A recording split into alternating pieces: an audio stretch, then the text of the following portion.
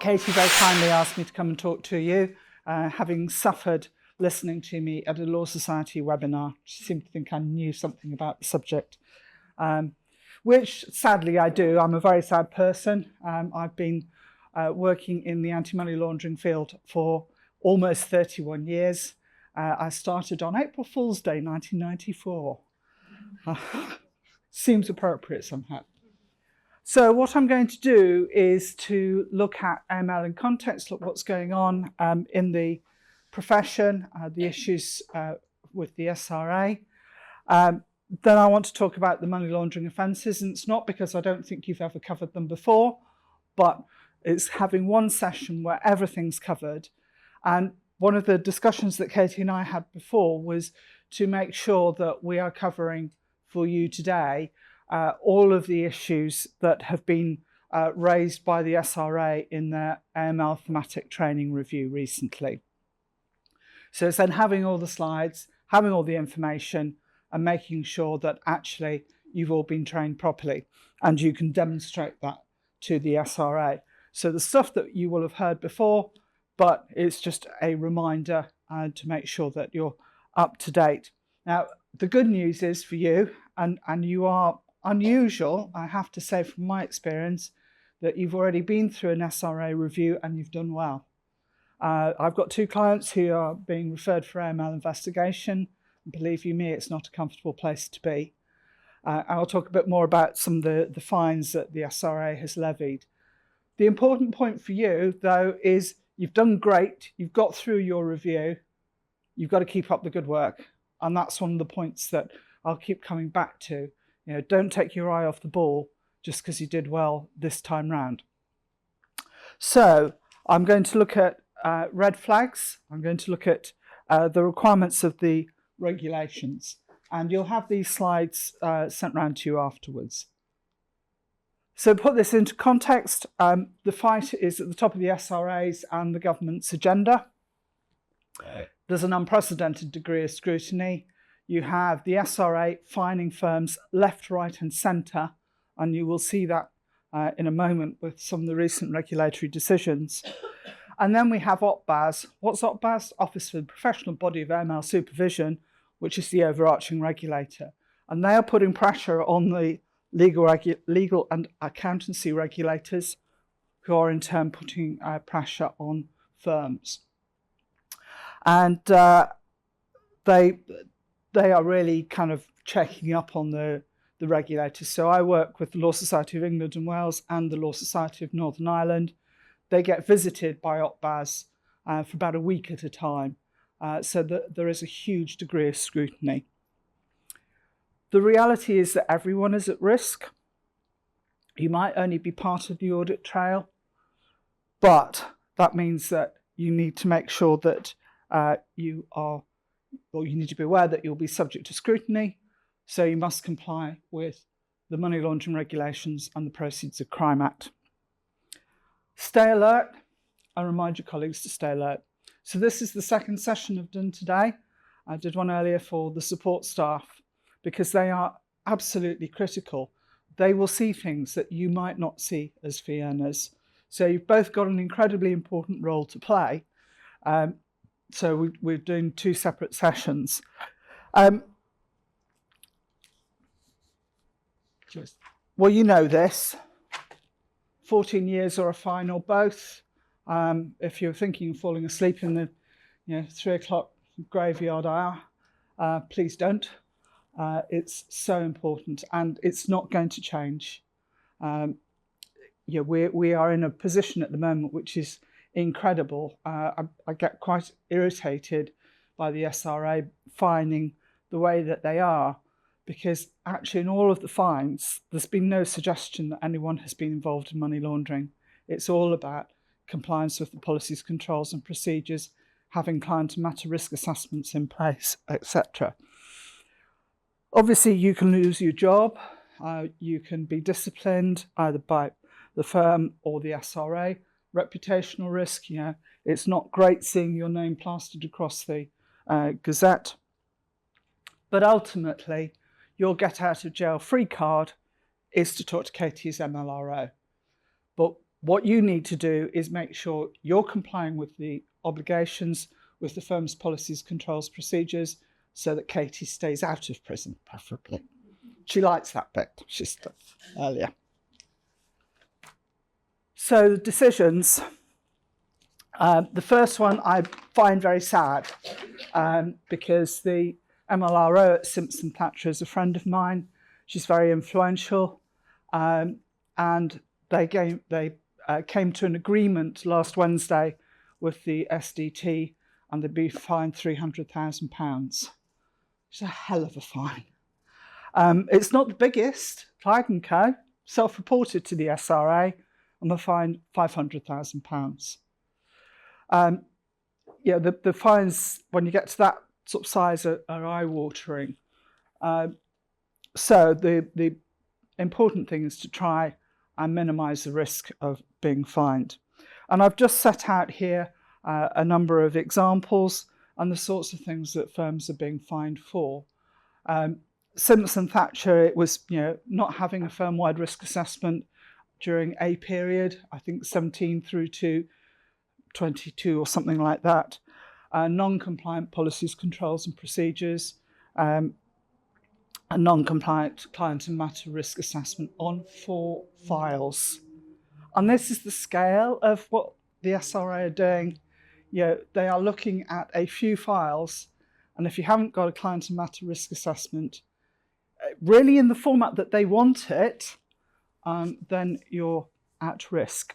So it's really important that you complete your form, which I know from Katie the SRA liked. So well done to the firm, because to have got past that test, it really is very, very good, very impressive. So I've just given you a few examples here, and the key point here is just don't take your eye off the ball. So what are we talking about with money laundering? It's basically cleaning up dirty money so that you place it into the economy, you integrate it, you layer it to hide where it came from, with the ultimate aim of integrating it so that the money looks clean. I'm going to look at briefly the money laundering offences, what you need, i.e. criminal conduct and criminal property, knowledge or suspicion, cause for concern and what that is, and then red flags and warning signs. And the point here as well is that asking questions, that's fine. That's not tipping off. And it will either allay your concerns or raise them to the level of suspicion. We'll come back to that. So the principal offences, concealing 327, less likely to be applied. Arranging, we'll look at in more detail, and that's the big one. And then acquiring, using, or having possession of proceeds of crime.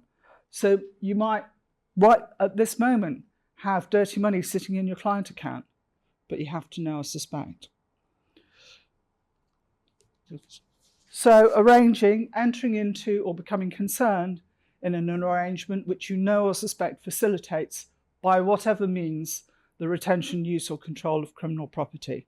That's really wide, and that covers a huge range of transactions that we as lawyers are involved in. Buying and selling property is the biggie. It's the best way of cleaning up dirty money. The acquiring offence, as I say, you might have money sitting in your client account, but do you know or suspect? So what are the defences? Well, you make a report. Now, I've said here on the slide, you make a report to the NCA. Actually, you make a report to Katie. Katie decides whether to report to the NCA, National Crime Agency. And you do it before you commit the offence, so before you sell the property or buy the property. You obtain consent, otherwise known as a DAML, or Defence Against Money Laundering. We used to just talk about consent, but now we talk about getting a DAML. You make a report during the laundering, but as soon as you suspect. You do it afterwards and as soon as is practicable if you had a reasonable excuse for not disclosing earlier. And then the interesting one is the intended to report but had a reasonable excuse. And I know that there are firms who are now relying on the reasonable excuse defence where there is a technical offence. So, for example, not having a Legionella risk assessment on a property. Personally, I was reluctant to rely on that. It didn't make me feel very comfortable, but I know that others are using that. And if you look at the Legal Sector Affinity Group guidance, which is our Bible, then in there they've got a section that talks about reasonable excuse, and they include technical offences. We've got adequate consideration for section 329, which is acquire, use, possess criminal property. And there's been a recent case, Uyghur and the Uyghur World Congress. The Law Society reckon that it doesn't change the previous guidance, and they've been to AKC. Defence, you report, as I say, to Katie as a defence to the main offence. You seek a damel to do the prohibited act, i.e. sell or buy the property. NCA then has 7 working days in which to consent or refuse. If it's granted, if you get a damel, you can do the prohibited act, you can sell the property, buy the property, whatever. If it's refused, then the NCA has another 31 calendar days, and this is important, the 7 working days versus the calendar days, to go and get a restraint order. That 31 days is referred to as the moratorium period, and they can apply for an extension. But if the moratorium period expires, then you can go ahead and do the prohibited act. Sometimes, with the 7 working days, they let the time run out, and you end up then with deemed consent, so you can go ahead. You've got to assess the risk first of going ahead, because it's not really the most comfortable of positions. The failure to report offence only applies to those in the regulated sector. And if you're thinking or trying to remember what the regulated sector is, don't worry, it's on the next slide. So you can commit the offence if you're in the regulated sector. It's defined in the regulations. If you know or suspect or have reasonable grounds to know or suspect that someone is engaged in money laundering, and you don't report to the MLRO. Keep coming back to you report to Katie, you report to Katie, again and again. And this is the objective test, which is you should have known or suspected. What would a reasonable person infer from the facts? So reasonable regulated sector, well, conveyancing. Conveyancing is always going to be the best way of cleaning up dirty money. Always has been, always will be. The national risk assessment from the government, we're expecting the 4th one sometime soon. The previous 3, each one has said the same. Conveyancing, trust, probate, use of client account, trust and company services providers, tax advice, even if you're using an accountant, that was something that changed in the 2017 regs.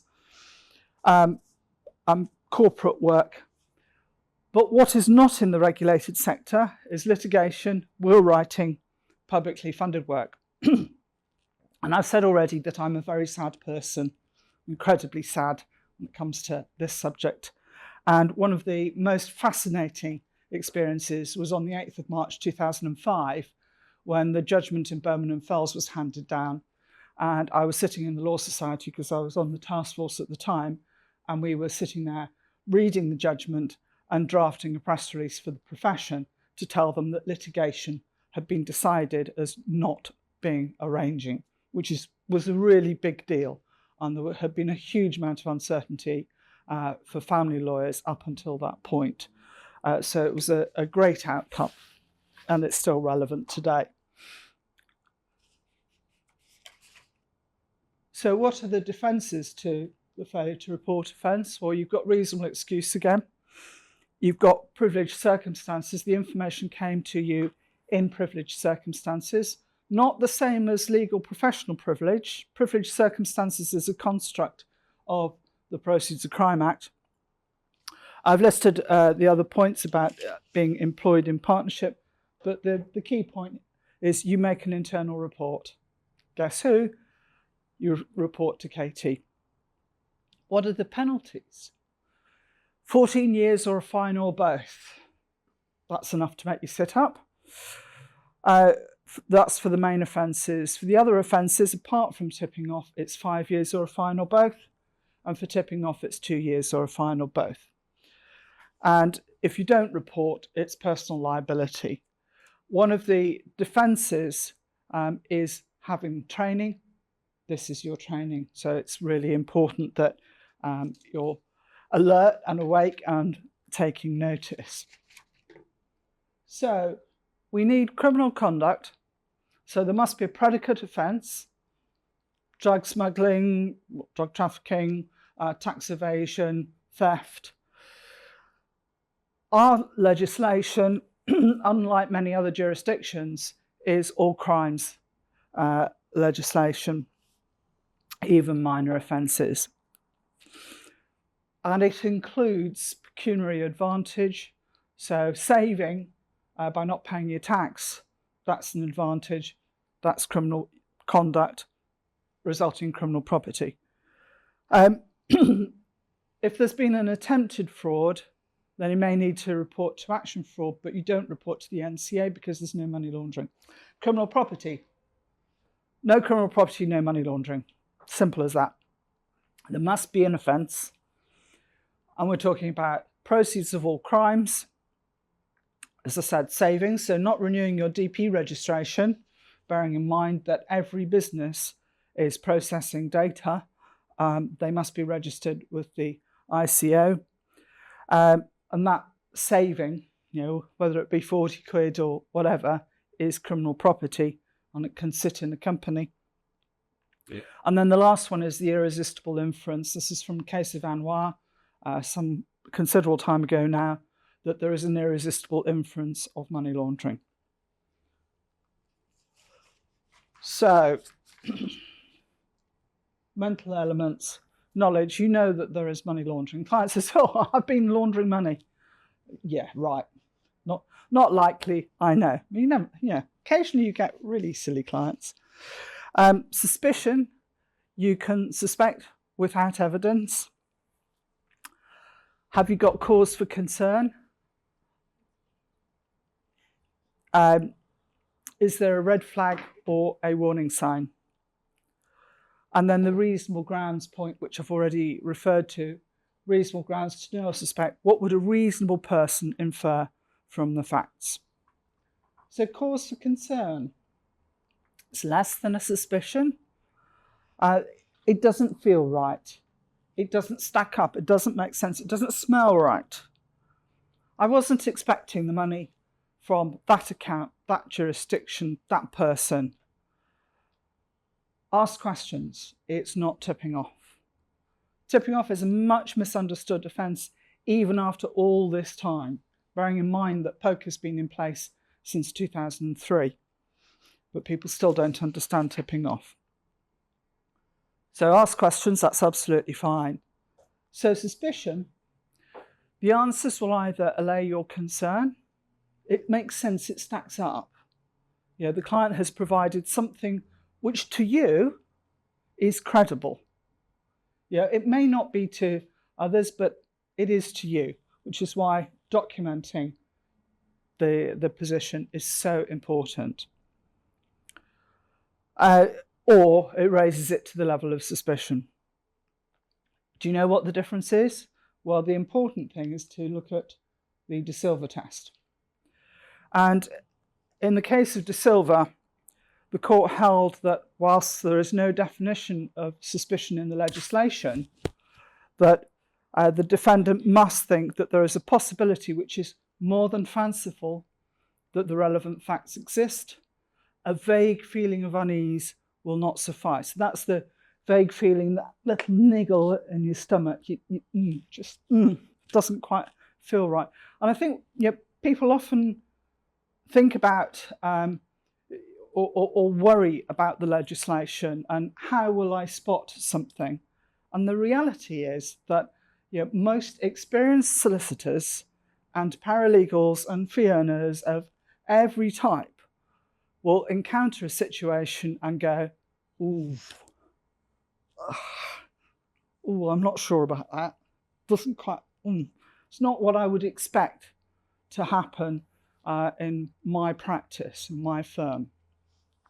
So don't underestimate that little niggle. And what I was saying earlier to the support staff was that, interestingly, I'm doing a session on Monday for the Law Society, and I know this bit of that decision very well. What I didn't know was what the basis of the case was. So before Monday, I need to go and read that to make sure I'm informed. So it's never too late to learn. You can learn something new every day, even when you've been doing this for 31 years. So what about red flags? Well, for the client, and this is one of my favourite ones, who's instructing you really? And we all have this experience, don't we, where you're sitting there and you started off and you're thinking, I'm being instructed by the director. Actually, no, it's the company. And maybe the client hasn't been very clear, but you start to realise that it's actually not who you first thought. And certainly in my experience, and I've been at 2 firms in private practice, latterly shoesmiths, you have situations all the time where it's, no, that's not your client, that's your client. And obviously that's really important when it comes to doing your CDD, to be very clear who is the client. Who is instructing you really? Who owns the client? It's an entity.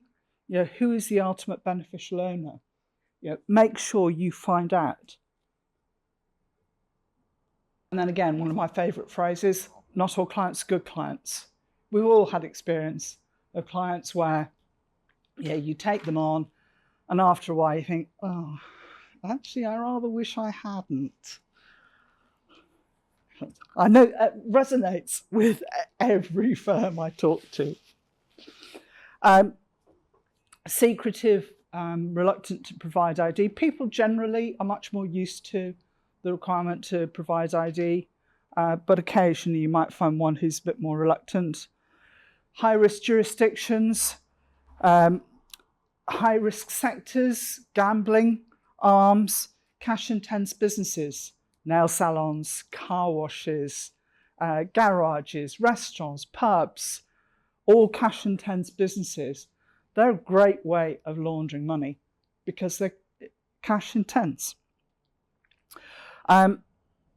Using banks in jurisdictions where there are lax secrecy rules, lax ML controls.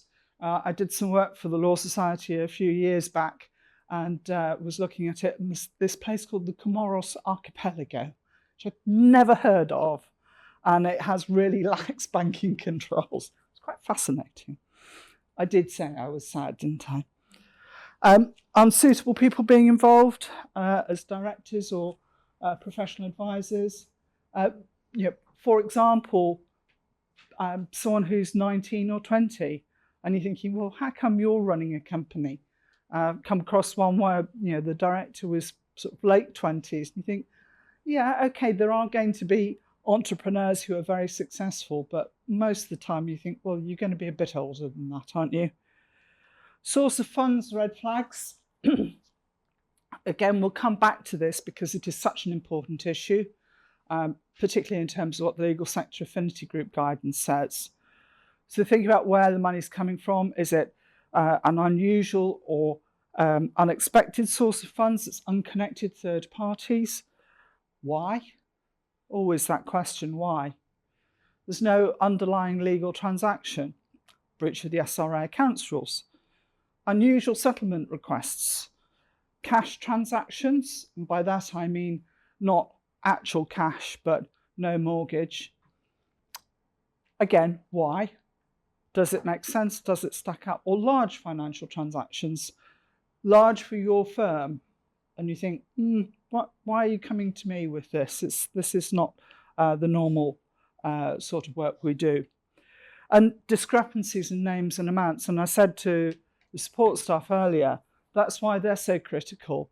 because you go and tell them that the money is going to come from Mr. Bloggs and it's going to be X amount, and then they're in finance and they say, well, it's come from Mrs. Smith and it's Y amount.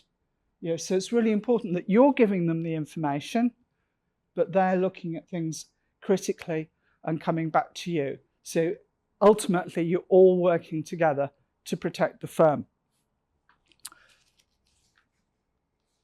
So choice of lawyer, why are they using you?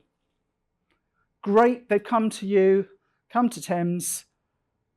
Why didn't they go to Slaughter and May? Why didn't they go to one of the firms in Birmingham? And it's not a kind of being rude or anything. It's just, does it make sense? Does it stack up? Is this what you would expect? Is this the sort of work that you normally get? Or is it something unusual? Because if you're being clever, you might come to a smaller firm thinking that maybe they won't be so on the ball. And of course, that's not true, because you are on the ball. Have you used several lawyers as a client? So one of the great examples I came across was client went to firm number 1, run by a friend of mine. They sacked them, went to firm number 2 and came to firm number 3. And the partner takes them on, and of course, you go, well, you're on your 3rd firm. Why? Well, because you're not very good at paying your bills. You're quite difficult. You're quite demanding. Really? Did I want that client? And in the last session, I saw people nodding and, yep, now get that. The client that you think, oh, I really wish I hadn't taken you on. So that assessment at the start, and this is all part of the client and matter risk assessment that we'll come on to, just thinking about, is this a good client? Have they used other firms before? Is this going to be a bit of a hostage to fortune? Another firm has acted, terminated the retainer again, all warning signs. The important thing about red flags and warning signs is not that you go, can't act. It's just stop, think, ask some questions, talk to Katie. Is this a client that you want to take on? Is this your area of expertise? That's all right. You don't know. I'm the client. I can tell you what's what. Yeah, but we haven't done this sort of work before. That's a no-no. You really don't want to get involved. You're supposed to be the legal advisors, not the client. Is the client prepared to pay higher fees? It's always a nice thought. Get more fees, but actually, that's a warning sign. That's a red flag. And is it a high-speed transaction? Well, it's got to be done by Friday. Yeah, that's unrealistic, given what else I've got on my plate. But also, the money launderer is trying to get you to take your eye off the ball and work fast without asking as many questions. So again, it's a red flag. Nature of the retainer. I say this a lot. Does the deal make sense? Does it stack up? And interestingly, when I've looked at slides that friends of mine have done, they've got exactly the same. Does it make sense? DIMS. I'm thinking about what could go wrong. So looking several steps down the line, what could go wrong? And then tracking back and saying, well, actually, do you know what? I'm not sure about that. The sound of that doesn't make me feel very comfortable. Special purpose vehicles. Unusual use or use of them at all in some firms. Bearer share ownership, that shouldn't be an issue these days, but it's worthwhile still being aware of the risks. Complex structures, nominees, shell companies, offshore trusts, lack of transparency or documentation. One of my other clients, we were talking about this particular loan, and I said, well, what documentation have you seen? None. Well, sorry, if you're going to lend someone money, you're going to want an agreement in place. Lack of sensible commercial reason for the deal. PEPs, politically exposed persons. And we need to be wary of PEPs, both from a UK point of view and foreign PEPs. I'll come back to those later. unusual transaction or value. Again, warning signs, things to stop and think about, not necessarily to stop acting, but to ensure that you have the information. It all makes sense, it all stacks up. So what are the risks for your firm? Commercial property, residential, conveyancing, estates trusts, high to medium. Family, court protection is medium risk. Low risk, not no risk. And I always use this because even in PI, clin neg, even in will writing, there is a possibility of money laundering. So the SRA has issued a notice on sham litigation recently. Now, I don't think that there is actually much sham litigation, but they've issued the warning notice. So just be aware, to say, low risk, not no risk. So what about conveyancing? Know your client, as ever. Think about where the money's coming from. Is the price too high or too low? There's a case back in, I think it was 2006, where at Crown Court, a solicitor called Griffiths, who ended up in prison because actually he should have been much more on the ball than he was, acting for a couple of drug dealers who were selling a property at undervalue. And if he looked at what the value was in the market, he'd have seen that it was undervalued. And of course, they were trying to get rid of it quickly.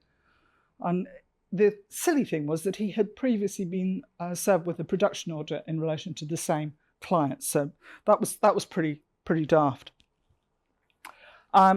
Is there a mortgage? Is it cash purchase? Well, yes, you can have cash purchases, and there can be good reasons for them. But stop and think about it, whether it makes sense. Third-party funding, who, why? And I gave the example earlier, my son's bought a house fairly recently, and his very nice mum and very nice dad both gave him some money, and he had some money from a Help to Buy ISA. And I had to provide a load of information to my firm because we were doing the conveyancing, which was fine. And yes, you put it all together, it makes sense. But, for example, if you're getting money from friends, I mean, we'd all like to have friends who would like to give us some money or lend us money, but I'm not sure that many of them actually do. Family is fine, makes sense. Probate risks, purpose of the trust is unclear, doesn't make sense. Unusual structure, unusual jurisdiction, unexplained use of express trusts. Again, you come back to, does it make sense? Does it stack up? Unexplained relationships between beneficiaries and settlor. Seller accused of criminal conduct during their lifetime, improperly claimed welfare benefits, or evaded tax. And all those sorts of things can come up in a probate matter. So it's just being alert to the possibility. And then, of course, you go and talk to Katie. Discrepancies between the supposed wealth of the settlor and the reason for the settlement. All things, these are all just things to think about, be aware of. What are the risks? In family, I have a client who periodically phones me up. It's a family law practice, don't do anything else. But they've certainly had one or two examples where they want to just chat it through. And the issue tends to be around, wife says, well, husband hasn't been paying tax. Husband has kept money out of the company and evaded tax on a personal level. So you have issues that can arise in family work. You want to know how the money's been accumulated. The work can be in the regulated sector because if there is tax advice, even from an accountant, and it comes through the firm, that can be enough to catch you under the regulations that changed in 2017. And if there is criminal property that has come from husband and it goes to wife, then there can be issues for the wife. So, family, it's not without its risks. What's your role? your job is to spot potential money laundering. Think why you're concerned. Talk to the MLRO. Don't ignore a concern or a warning sign. You're not expected to be a detective. Your job is to prevent money laundering. So if you come across something, you raise concerns. Don't stick your head in the sand. Talk to the MLRO. So you've talked to Katie. What next? Katie will advise you of the next steps, decide if more information is required. She'll decide whether to report to the NCA, National Crime Agency. She must make her own decision. So, it cannot be the case that another partner or director or managing partner says, no, don't report, because it's personal liability as MLRO, i.e. prison. So your job is to keep her out of prison. So you make a report on behalf of the client and the firm. But what about confidentiality? Everyone in the profession has had drummed into them about confidentiality and how important it is and how much it is part of our profession. Well, yes, we know that clients' affairs are confidential. Everything about a client is confidential. Their address, the fact that you act for them. But the Proceeds of Crime Act overrides confidentiality. What it doesn't do is override legal professional privilege. So one of the issues is to be really careful when reporting that actually you don't report legally privileged information. One of the things that the Legal Sector Affinity Group guidance, LSAG for short, says is you must train everyone on LPP. Well, I think that's rubbish, personally, because actually it is too complicated. And it's not a case of you can't get your heads around it. You can, but is that good use of your time?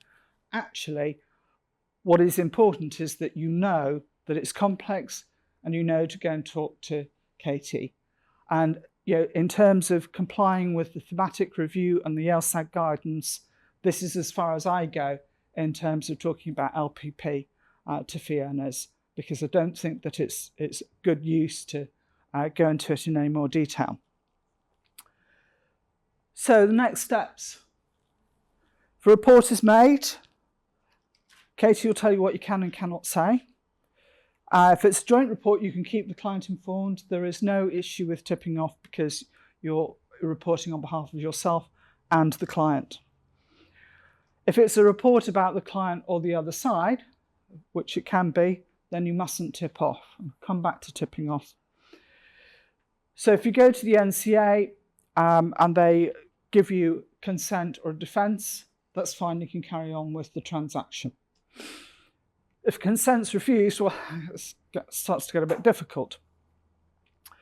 One of the things that you can come across is a situation where the deal has been going at 1 million miles an hour and then suddenly it slows, at which point you go, has the other side made a report and they're waiting for consent?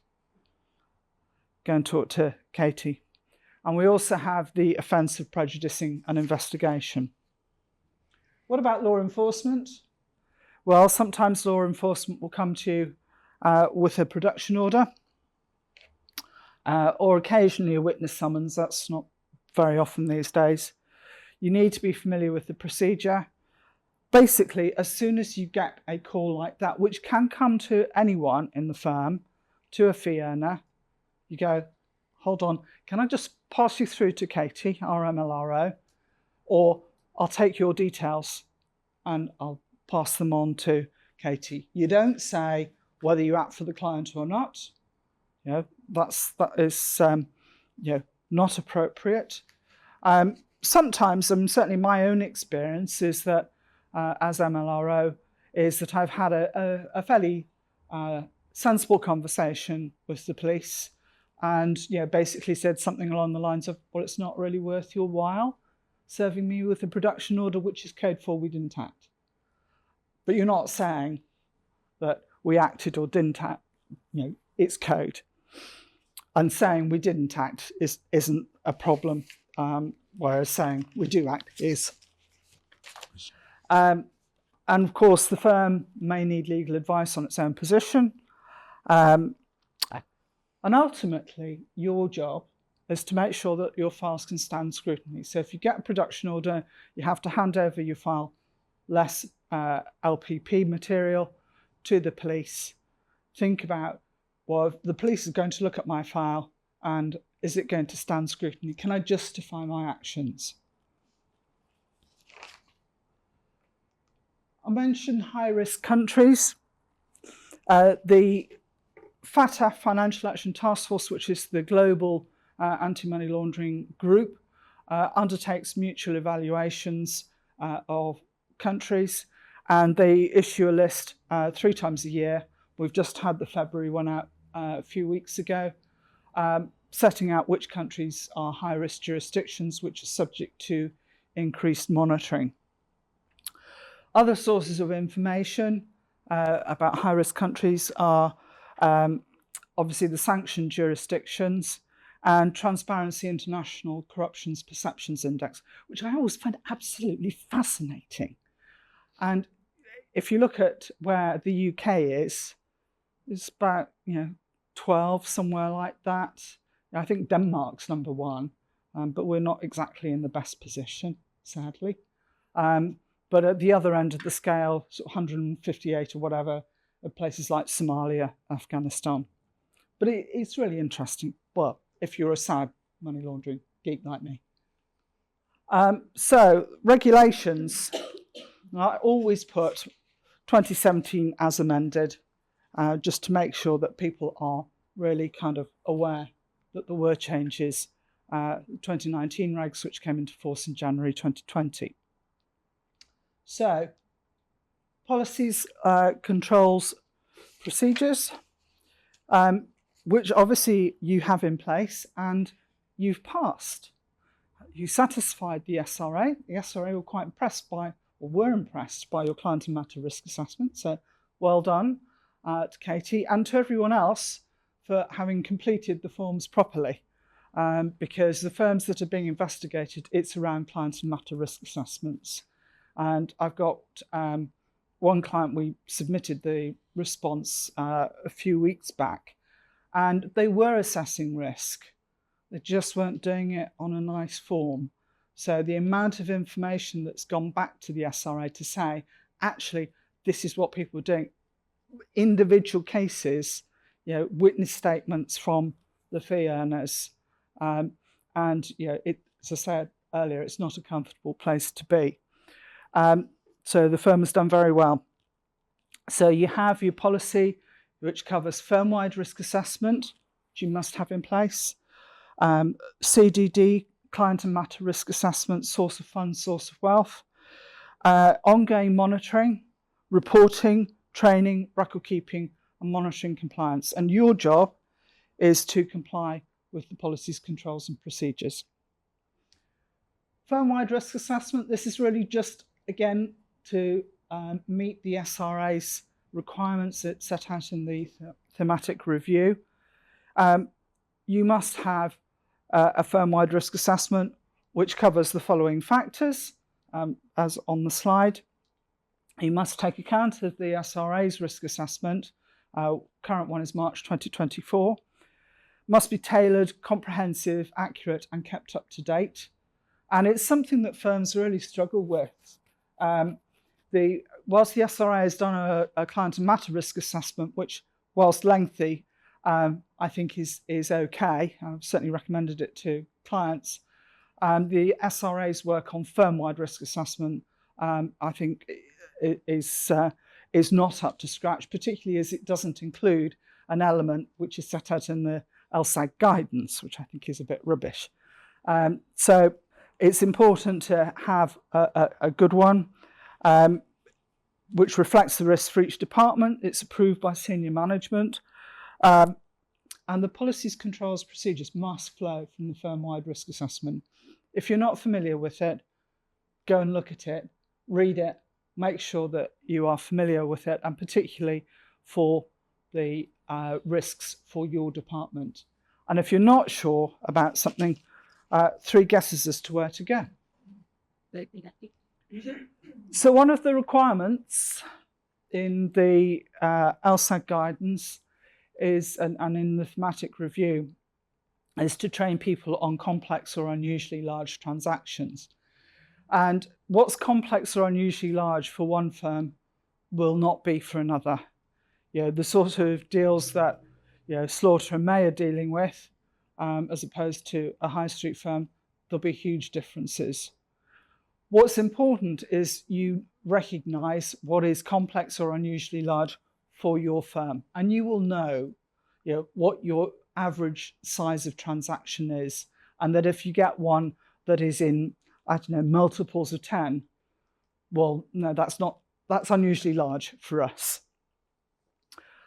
Complex, involving several jurisdictions, elements that are just unusual for your firm. And again, the requirement in the thematic review and the guidance is to train you on that and to ensure that you're aware of the obligations. And I've also included, because there are 4 elements, it's complex or unusually large, unusual pattern of transactions, or there's no clear commercial motive for the transaction. And again, this question, why? Why am I being asked to do this? This doesn't make sense. It doesn't stack up. This isn't normal for us. Why? And the point again, even if it's unlikely that you will come across complex or unusually large transactions, you need to be trained. CDD, you all know this, but just as a reminder, a refresher, you get a good legible copy. So you don't have a passport photo, which is a big black blob. You don't have a copy of the passport without the MRZ numbers across the bottom, which one of my clients had an issue with, failed to do, just because they didn't realise how important it was to have that information. You make sure you complete the client and matter risk assessments properly. You understand the source of funds and source of wealth. And one of the points, myths that was busted in the LSAG guidance was that it was okay, you didn't need to understand source of funds if the money was in a UK bank account. Well, the sort of information that the banks are asking for compared to the information that you have in acting for the client will be different. You have your own obligations to understand source of funds, source of wealth. So it's really important that you do that.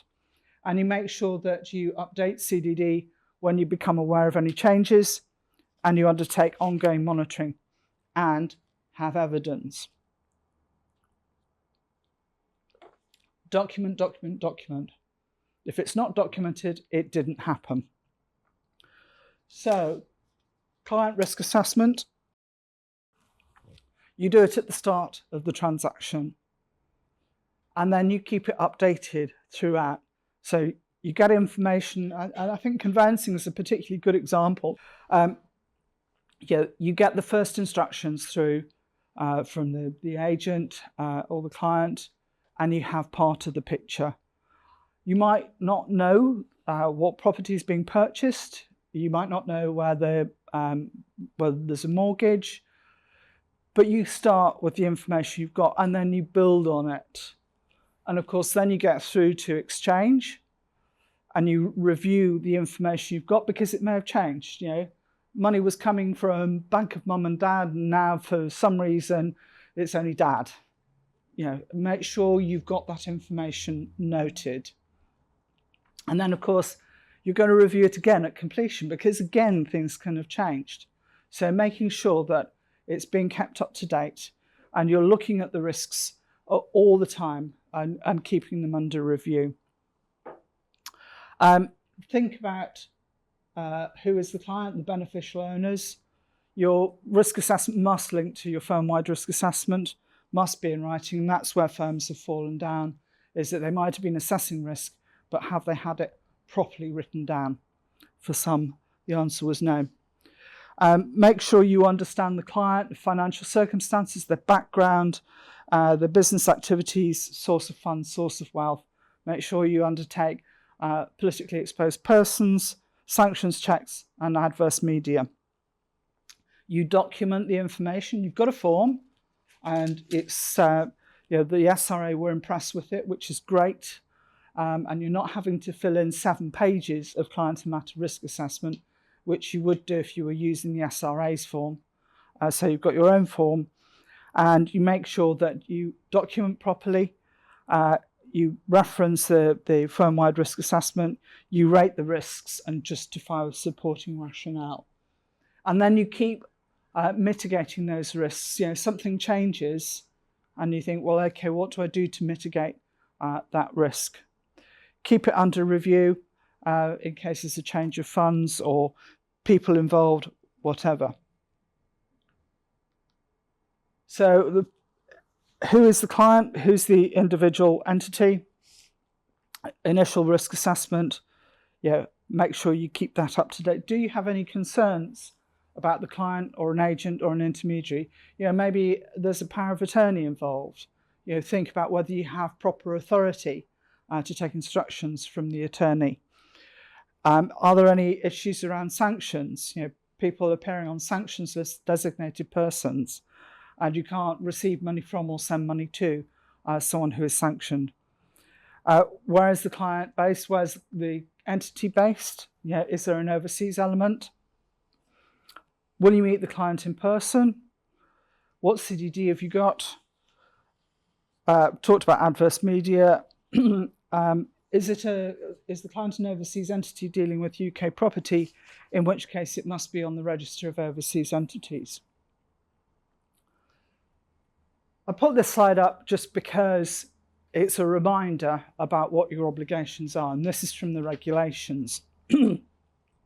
So you're identifying and verifying identity. You're verifying the identity of beneficial owners.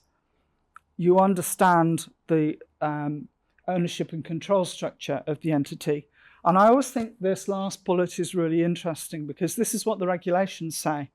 They say assess and, if necessary, obtain information on the purpose and intended nature of the business relationship. Well, that's not what LSAG guidance says. LSAG says you've got to do it. You've got to have a client and matter risk assessment. You need to understand source of funds. And there is that discrepancy between the two. Sadly, however, we have no choice but to comply with LSAG guidance. That's the Bible. So detailed guidance on CDD. You can't waive CDD because you know the client, but it's my mum. Tough. The SRA are going to want to see on file a copy of mum's passport. So what I had to do for my son. And they did actually know me because I was the director of quality and risk, but still had to have enough on the file, including where my money had come from, details from my mum's inheritance, etc.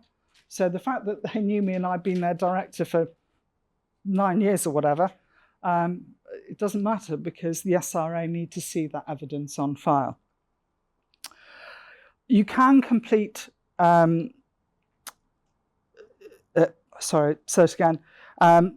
complete CDD before substantive work is undertaken or property is transferred, but subject to your own internal requirements. What LSAG says is you can receive fees and disbursements before you've completed CDD. I've mentioned ownership and control structure, making sure you keep CDD up to date if there's any changes. Again, you can't waive the obligation to understand source of funds, source of wealth, just because the money's in the UK bank account. Keep your client and matter risk assessments under review, and ongoing monitoring. Regulators will ask how and when it's taking place. And ongoing monitoring is one of the things that actually firms struggle with. The sophisticated money launderer walks in, passes CDD with flying colours and client and matter risk assessment, and then when you're being lulled into a false sense of security, then they change things. And actually you're kind of a bit embarrassed to ask for further information. Don't be. If you're a sophisticated money launderer, that's exactly what you'll do. Skip go over these very quickly. What you do for CDD for private clients, obviously government documents. I've said here foreign nationals, but that includes domestic nationals who are potentially politically exposed persons or on the sanctions list. Vulnerable clients, LSAG has a list of non-standard documentation. Non-face-to-face, then you should be thinking about enhanced due diligence. Professionals, well, you check the directory, find a solicitor. Corporate clients, every company, you need the name of the company number, address of the registered office, and if different, the principal place of business. Non-listed companies, well, you need to have the law to which the company is subject and their constitution, as well as the full names of the board of directors or equivalent and the senior persons responsible for operations of the company. Public companies, if they're listed in the UK, then you can do simplified due diligence. Private and unlisted, you need to identify and verify the identity of beneficial owners over 25%. You need to understand management and control. Public overseas, simplified if it's listed on a regulated market. There is a list of what those regulated markets are, kicking around somewhere. I've certainly got a copy. Private and unlisted, again, you need to know who the ultimate beneficial owner is, and you need to go all the way up to the top of the tree. You can skip levels as long as you find out who ultimately owns that company, and it will always be a person. Beneficial owners, identify and verify beneficial owners over 25%. Take reasonable measures to understand the ownership and control structure.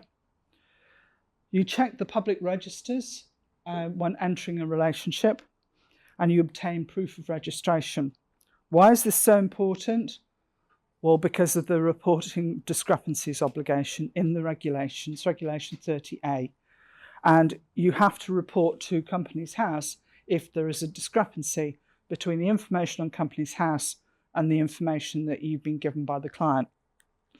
Now, this one again gets people a bit kind of worried. Well, aren't I tipping them off?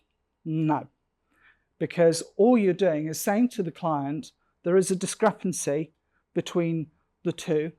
And the first thing you do is you say to the client, there is a discrepancy. You're telling me that Alison Matthews owns 75% of the shares, but Companies House says she only owns 50%, which is right. And can you correct it, please? If you don't, I will have to report it. And could you do that within 15 days?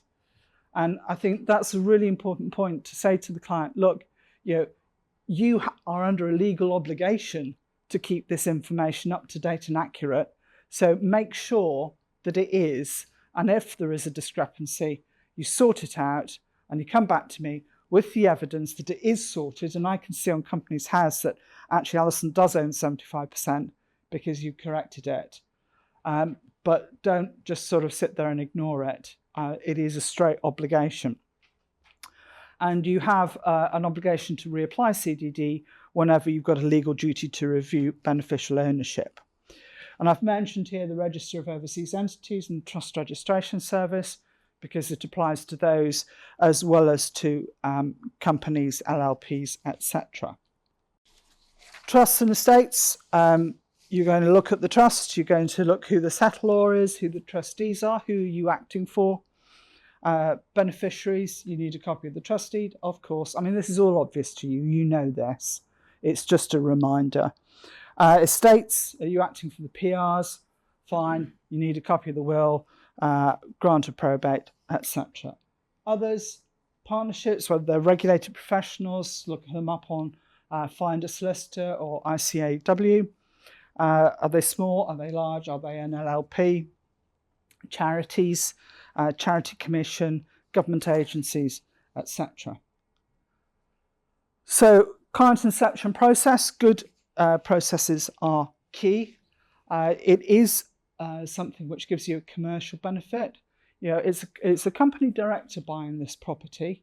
Fine, that's what he's instructed us to do, but does he know that you do corporate work as well? Maybe there's a bit of an opportunity for a bit of cross-selling.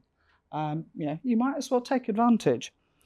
How is in the procedures. If you're not sure, you ask.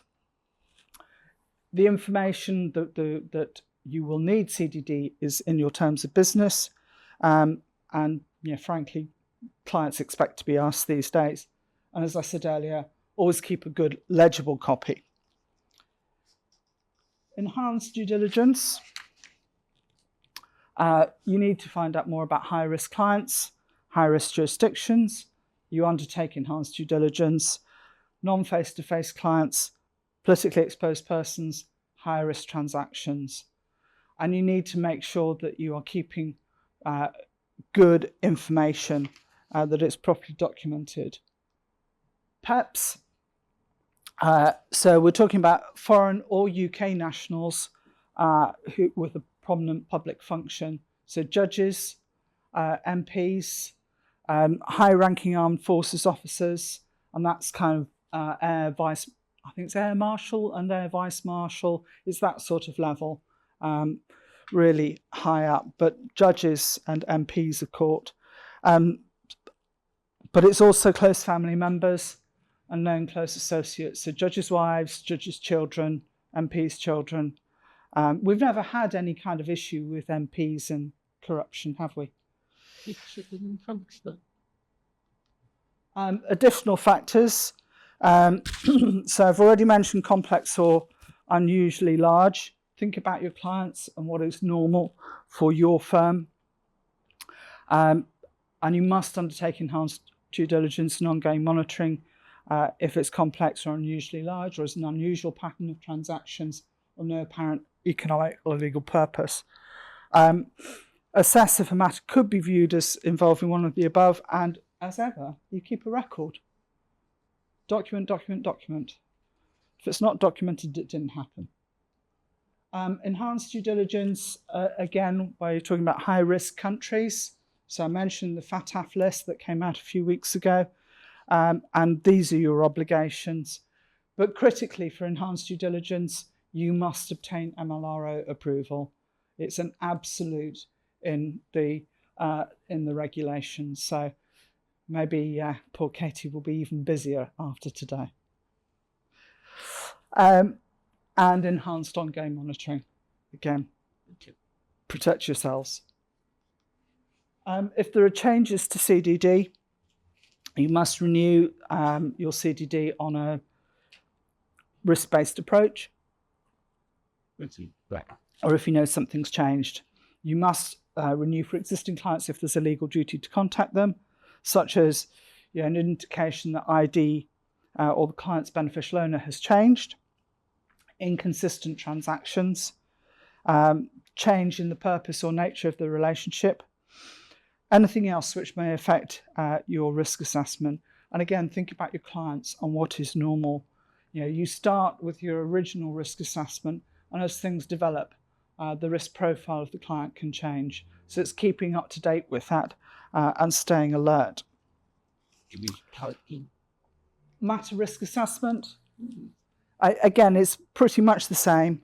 You make sure you document the circumstances with reference to the firm-wide risk assessment. You justify with the supporting rationale. And again, my earlier point, particularly for conveyancing, regular review of risks before key dates. So as you're coming up towards exchange, as you're coming up to completion, and keep under review in case the funds or the parties involved change. So you're going to think about, do you usually carry out this sort of work? Is it a complex structure? The answer may well be usually no, but you just think about it, be aware of it. Back to the cash-intense businesses, is it or a high-risk industry? Risk of proliferation financing. Now, I mentioned this earlier because I think this is kind of interesting in that you kind of go, proliferation financing, what's that? Well, it's involved in nuclear weapons, chemical weapons, dual-use goods, and there is a requirement now for firms to undertake a proliferation financing risk assessment. And the reason for that is that the government said that the level of awareness of proliferation financing in the legal sector is relatively low. Now, the reality is, how many firms are going to be involved in chemical or nuclear weapons? How many firms are going to look at a situation where an instruction comes through and go, oh, that'll be fine, I don't need to worry about it. You're going to have everything on high alert. But that's an obligation that you must undertake, that risk assessment, and stay alert. Think about source of funds. Is it transactional, moving funds or assets? Is the money from overseas, third-party crypto assets? Yeah, I think most firms will run a mile from crypto, but again, just be aware of it. And ultimately, does it make sense for you to be instructed? So when you're looking at your risk assessment, you're thinking about whether it's high, medium or low. So conveyancing, again, will always start high, but with your mitigation may well end up as medium. You would hope so. But it's important to be thinking that through, thinking what your reason is for the rating, thinking what your mitigation is for those risks. You're going to be recording the reason for that rating. Again, if it's not documented, it didn't happen. Source of funds, source of wealth, getting that information. How have they accumulated their wealth from their professional activities? Is this a property developer you've acted for the last 20 years as a firm, and actually within the firm you've got all this information about how they've built up their company from buying and selling small properties to where they are now? Make sure you've got all of that information in one place so you can actually see how they've accumulated their wealth, and then that information can be shared across the firm, and that way you don't have to keep reinventing the wheel. Have they inherited money, sold assets? Is it the level of risk, is that simplified, is it standard, or is it enhanced? And that's going to depend on your total risk assessment, and make sure you sign and date the form so that actually when the SRA next come in, which they will in a few years' time, they can see what you've done and actually say, Katie, look, I saw you sign this particular form, and yeah, very good, you've done everything that you should do. That's what you want for everyone. So the LSAC guidance in 2021 was the introduction of the requirement to look at source of funds, source of wealth. If you look in the money laundering regulations, you'll see that there are only 3 references to source of funds, source of wealth. It's in PEPs, ongoing monitoring, and I've forgotten what the third one is. It is 4 o'clock in the afternoon. So making sure that actually you do know how the client has accumulated their wealth. How will you understand the risk posed by the client if you don't know how they've accumulated their money, and how it, whether it all stacks up. If you don't know, again, how they're funding the transaction, how will you assess the risk? It's a key protection for you and the firm. You might be concerned about asking the client for the information, but tough, because if you don't have documented information, then you're going to be typically result in criticism from the SRA and further action. So what do I mean by source of wealth and source of funds? This is what it says in LSAG. So source of wealth is the origin of the accrued body of wealth. Generally refers to description of the economic, business and commercial activities of the client. And yeah, again, back to my property developer example.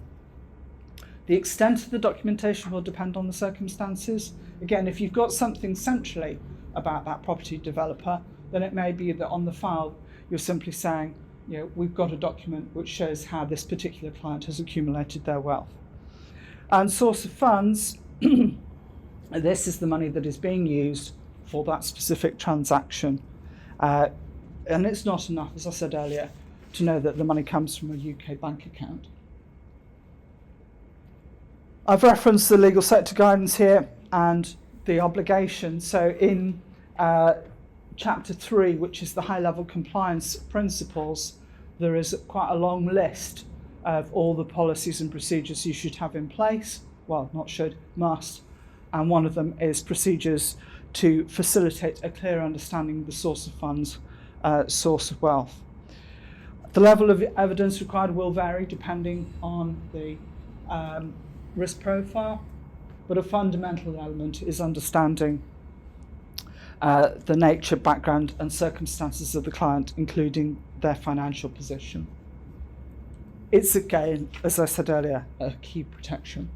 So evidence, you must document source of funds, source of wealth, document your checks, what evidence was obtained, and your conclusion. Keep a record of what you considered, the action taken, the reasons for your decision, and who makes the decision and when. Really important that that's properly documented. Consider source of funds, source of wealth at the start, but also throughout the transaction, because it may change and you need to record it. And I said consider the guidance at 6.21, but you've got your own policies and procedures and you must comply with those. Evidence of source of wealth. This is what the guidance says in a low to medium risk transaction. It may be enough just to make a record or verify the information from public sources. Companies, it may be enough because you already know about the client and you're comfortable with what you know. If it's high risk, then you've got to verify with evidence from client and independent sources, and ultimately, to the best of your knowledge, it is legitimate. So it may not be legitimate, but to the best of your knowledge, recorded, documented, it is legitimate. Really important. Source of funds. In some ways this is easier because you've got a completion statement, you've got estate accounts, you've got divorce settlement, you've got a damage settlement. All that information will give you that reassurance about where the money has come from. Do document the amount, the currency and bank details. That makes sense to you. Document what evidence you undertook, what evidence you got, and ultimately your conclusion. Ongoing monitoring. Again, this is one of my favourites. I don't know how many of you saw The Night Manager with Tom Hiddleston. Absolutely brilliant series. And they're making number 2 at the moment, which I'm so excited about. And in that, Tom Hiddleston helps Olivia Colman to uncover the fact that Hugh Laurie is in fact a money launderer and arms dealer, not just a philanthropist. Well, not a philanthropist, but it's really good, really good. And this is the reality that if you're a sophisticated money launderer, what you will do is you will pass CDD with flying colours, everything will look fine, everything will look normal, and then things change and you're lulled into a false sense of security and you kind of think, oh, it's going to be a bit embarrassing to ask too many questions now. Well, you have to. That's your obligation. So it's the scrutiny of transactions. Is this consistent with your knowledge of the client, their business, and their risk profile? Undertake reviews of existing records. Keep your CDD documents up to date. Reevaluate the risk assessment at appropriate intervals. Again, as I say, you start at exchange, completion. And I use conveyancing as the easy example, but similarly with trust, probate work, corporate work, etc. Look out for new facts, and then you make sure you record what you've done. You record how you've monitored since the firm was initially completed. So record keeping, no record, no compliance. It's as simple as that. Breach of the money laundering regulations. There are criminal sanctions for partners and directors as a result of neglect. You document what you do, follow your procedures. Where's the CDD? Is it on file or centrally? And I've just listed all of the things that you need to keep a record of. And ultimately document and show the SRA. You'll be pleased to know I'm almost at the end. Phew, relief. So case study, and I'm just going to flick through these very quickly because I am over time. So a client is buying a property for 250 grand. You ask for source of funds at the start, and you always ask for source of funds at the start because then you're not up against the problem of suddenly at exchange or completion, you're then asking the questions, but you've got the information, and then at exchange you can see if there's any changes, and again at completion. And you're told that friends and relatives are helping him with 75 grand. Well, to say friends, family rather, that makes sense, but friends, it'd be nice to have friends who help you out to that extent. You ask for bank statements which show transfers, but there are cash deposits, and despite collating a huge amount of information, actually you can't get comfortable with source of funds. You're concerned that there isn't full declaration to HMRC of cash. What would you do? Would you carry on acting and make a report, or make a report and stop acting? Well, this is a real case. The firm stopped acting because they couldn't get comfortable. They reported to the NCA, and several years later, they got served with a production order, and this client was being investigated for money laundering and tax evasion. So it does happen. Second example, a firm's acting on a corporate transaction, and they find out that actually one of the investors has been charged with money laundering. Again, what would you do? The firm discussed the information with the client because there was no concern about the client, and your client would want to know that one of their investors had been charged with money laundering. Firm made a joint report with the client's consent. Client was reminded about tipping off offence. A DAML defence was obtained, and the transaction completed. So other points to be aware of. Think about high-risk third countries. You might not come across high-risk third countries, but you just need to be aware that there are high-risk third countries, and that list changes 3 times a year. Sanctioned entities, including counterparties, you mustn't act without a licence from Treasury, the Office of Financial Sanctions Implementation, or OFSI as it's lovingly known. PEPs include judges, judges' wives, judges' children. Can't act without MLR approval. Make sure that you understand the red flags or warning signs. They're in the policy. What are the grounds for suspicion? Filling in the client and matter risk assessment properly shows you've thought about the risks for the firm.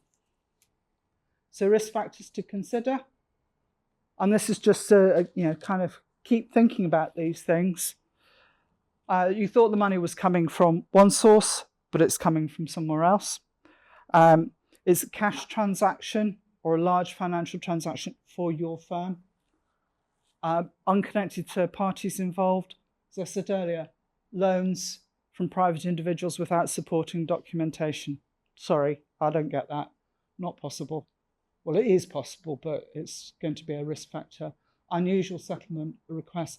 And again, one of my favourites, because I have encountered this, where you've got a company director who says, well, it's fine, my expenses can be paid by the company, but your expenses are not related to the company, they're your personal expenses. Yes, but it's my company and I'm the director. No, sorry, this is company money, it must be used for the purposes set out in the memorandum and articles. If you want a director's loan, fine, have a director's loan, but don't misuse the monies. Discrepancies, either in changes in names or amounts.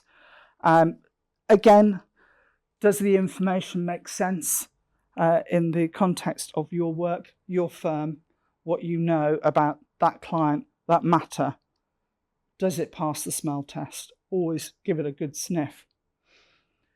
And finally, the finale, you'll be pleased to know. So make sure you know what your policies and procedures require. Make sure you comply with them. Keep Katie out of prison, please. I've only met her for the first time today, but she seems really nice. Make sure you obtain good CDD. You risk assess the client and the matter, and you keep it under review. You look at source of funds and wealth, and you document. Don't be afraid to ask questions. Asking questions is not tipping off. It's only tipping off if you say to the client, "Oh, I think you're a money launderer and we've just reported you to the NCA." That's not a good move. Know what to look for. What are the red flags? I've given you a load of suggestions. Chapter 18 of the LSAG guidance has an even longer list, so be aware that that's there. Make sure you keep good records. Know where to go for guidance advice. It's the lady sitting over there, and if it doesn't feel right, talk to Katie.